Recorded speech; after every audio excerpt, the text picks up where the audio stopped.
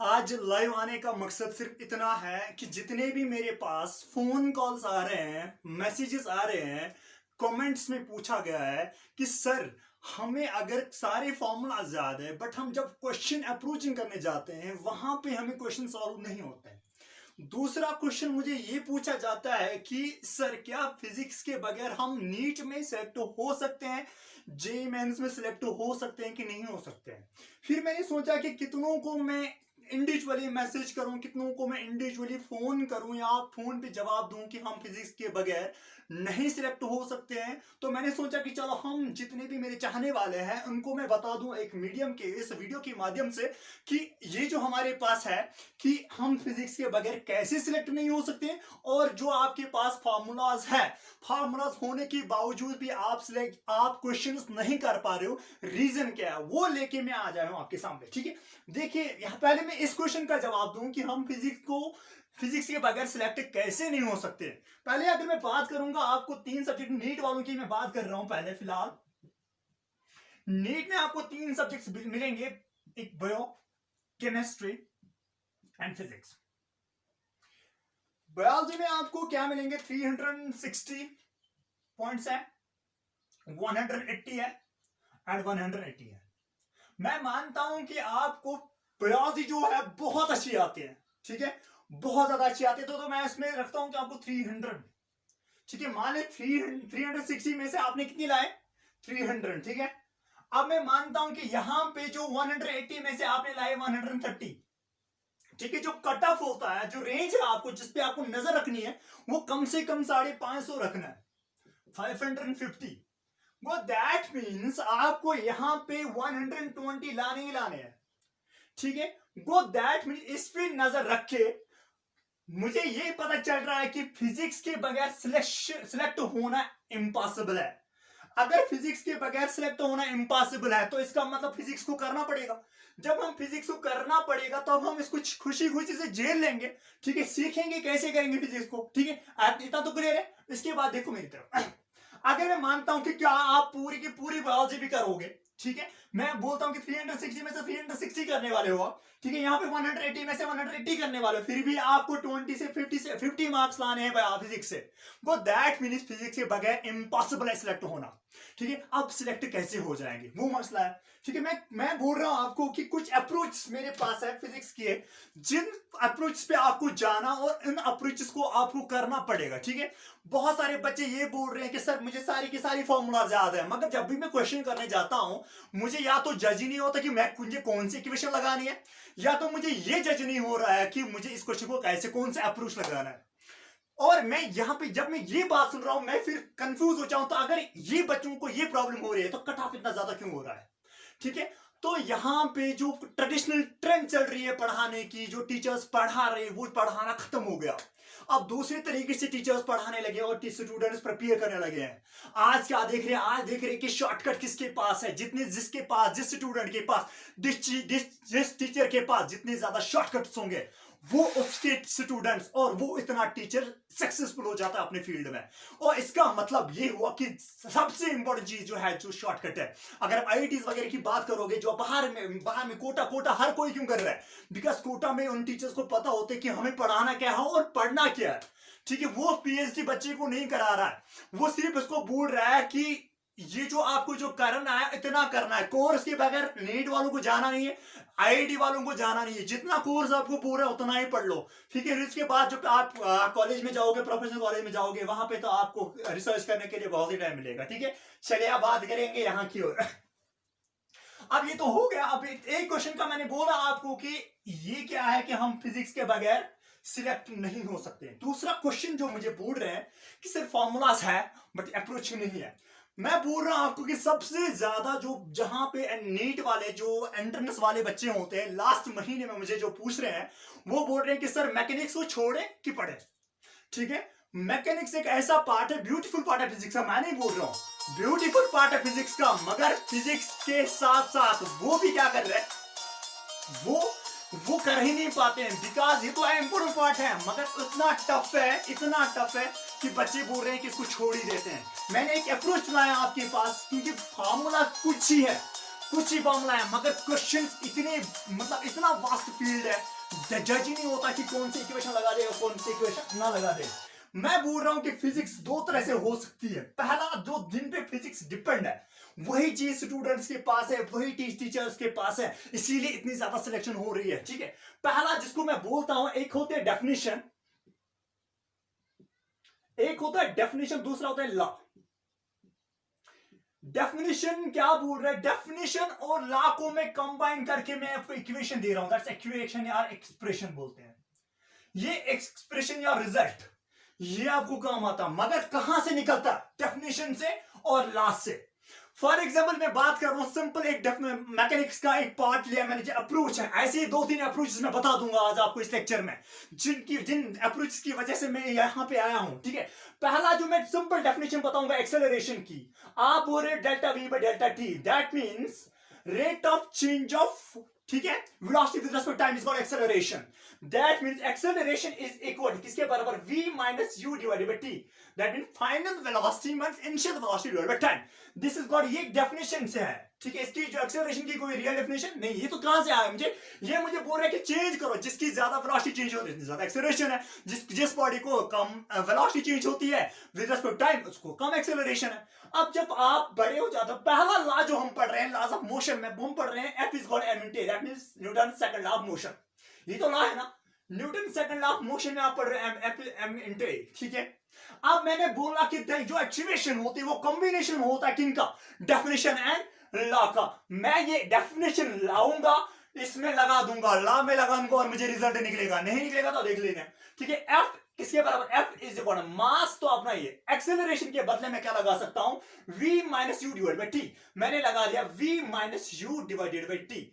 इसका मतलब इस t को यहां से मल्टीप्लाई कर दो तो देख ले आपको क्या निकलेगा। इस t को मैं मल्टीप्लाई करूंगा यहां से तो आपको निकला f into t is equal m into v minus you.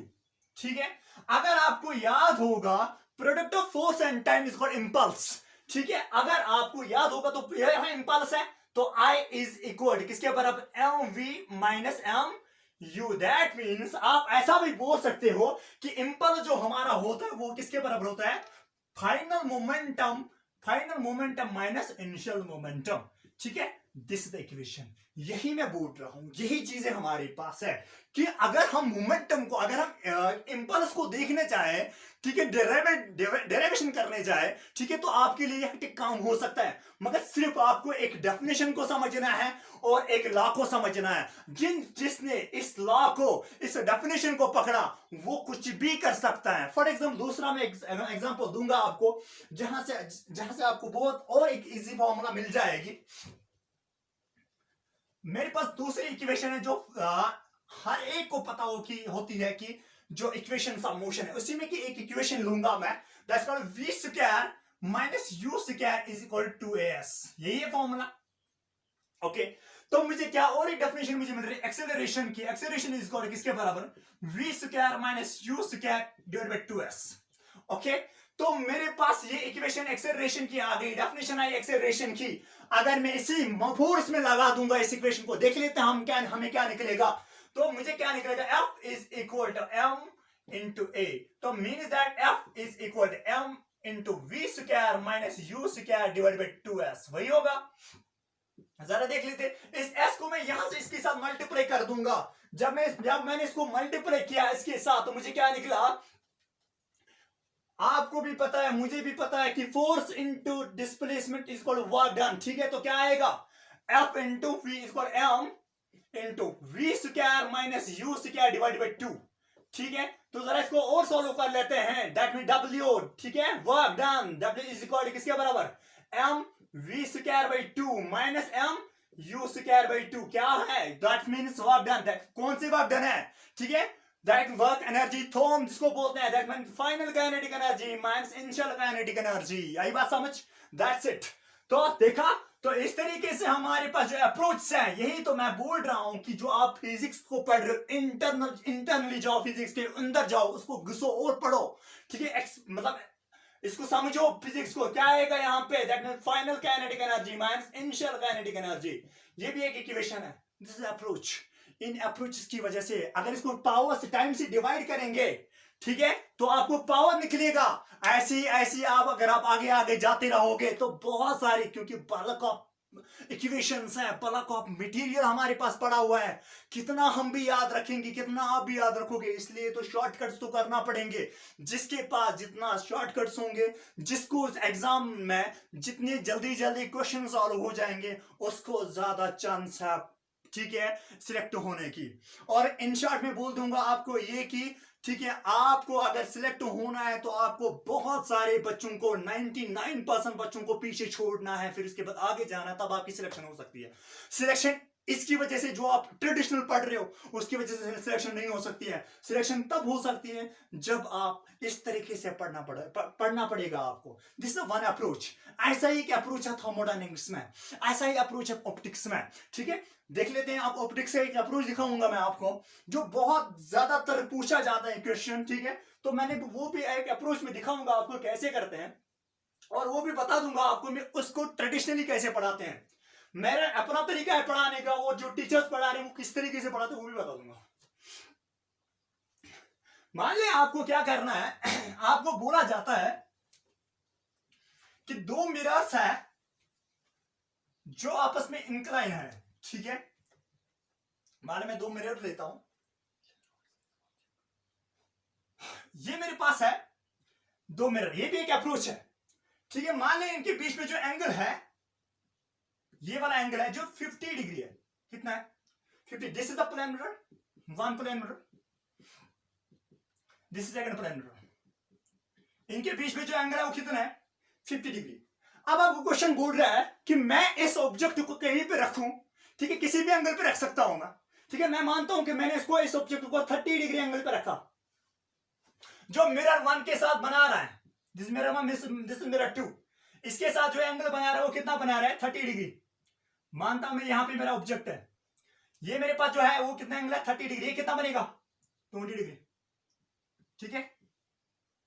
आपको बोला जाता है कि मुझे बताओ कि एक position of the image and the number of the image, ठीक है। आपके पास फॉर्मूला है, आपको बोला था अगर आपके पास सिमेट्री है तब आपको बोला जाता है 360 डिवाइड बाय थीटा माइनस 1, ठीक है। इस तरीके से या 360 डिवाइड बाय थीटा माइनस 1 या 360। अगर जो हमारे पास सिमेट्रिकल केस है तो वो वाली फॉर्मूला लगाते हैं, मगर इस वाले फॉर्मूला से कितना करोगे, ज्योमेट्रिकली भी आप कर सकते हो उसको, मगर बहुत सारी ज्योमेट्रिकली लगानी पड़ेगी और बहुत ज्यादा पेपर में गंद मचता है, ठीक है। इसलिए मैं बता दूंगा आपको शॉर्टकट कैसे निकाला जाता है। मुझे बताओ 1 डिग्री एंगल कितना बनेगा। पहला तो पता ही है कि 20 डिग्री पे एक इमेज बनेगी, 30 डिग्री पे एक इमेज बनेगी, क्योंकि इसकी एक इमेज बनेगी, इसकी दूसरी इमेज बनेगी। मेरा एक एंगल बन रहा है दैट्स कॉल्ड 20 डिग्री, दूसरा मेरे पास बन रहा है 30 डिग्री, ठीक है। एंगल टोटल एंगल कितना है दोनों में 50 है, तो इसको क्या करो, इसके यहां से प्लस कर दो 50, इसको भी प्लस कर दो 50, कितना बना ये 50, ये 50, ये हो गया 70, ये हो गया 80, हो गया। और कर दो, मैं बता दूंगा कहां तक करो, इसको भी और कर दो 50 50 प्लस, इसको मैंने 50 डिग्री और प्लस कर दिया तो कितना हो गया 130 डिग्री। यहां से कितना करो प्लस करो और 50, कितना होगा 120, ठीक है। इसको और करो 50 से प्लस, ठीक है, क्या होगा ये होगा, अगर इसको प्लस से करा 50 से तो क्या बनेगा 170, यहां से कर दो क्या बनेगा 180। क्या और भी करेंगे? नहीं। क्यों नहीं करेंगे? बिकॉज यहां पे क्या होगा, ये जो मिरर होगा इसका अगर मैं 180 लगा दूंगा इसका एंगल, एक यहां पे जो एंगल बनेगा वो नॉन रिफ्लेक्टिंग बनेगा। क्या बनेगा? Non reflecting. जो नॉन रिफ्लेक्टिंग पे एंगल नहीं बनता, इमेज नहीं बनती है। तो मुझे बता नंबर ऑफ इमेज कितने बनेंगे? This 1, this is 2, this is 3, this is 4, this is 5, this is 6 and this is 7। ये वाली इमेज नहीं बनेगी बिकॉज 180 पे आ रहा है ना। 180 जो पॉइंट है वो वाला ऐसा पॉइंट है जहां पे नॉन रिफ्लेक्टिंग सरफेस आता है, नॉन रिफ्लेक्टिंग सरफेस पे इमेज नहीं बनती है। That mean total number of the image कितने बन गए? 7। दैट मीन एन का वैल्यू आ गया 7। तो 7 इमेज अगर आपके पास एंगल है, दो एंगल्स के बीच में, दो मिरर्स के बीच में जो एंगल है वो मैंने 50 लिया, आप कुछ भी ले सकते हो, और इसके बीच में कहीं पे भी एंगल आप ऑब्जेक्ट रख सकते हो। वो एंगल आपको पता होगा, इस थीटा पे मैं रख सकता हूं एंगल, ऑब्जेक्ट को रख सकता हूं। मुझे पता है कितनी नंबर ऑफ इमेजेस बनेंगे और पोजीशन ऑफ द इमेज क्या होगा। तो मीन इज दैट मैं बोल रहा हूं आपको पहला बना कहां पे? 20 पे, दूसरा बनी कहां पे 30 पे, तीसरा कहां पे बनेगा 80 पे, चौथा 70 पे, फिर इसके बाद 130 पे, 120 पे ना 170 पे, 180 पे इमेज नहीं बनेगी। This is the approach of optics. यहां से आप number of image and position of the image निकाल सकते हो। छापो।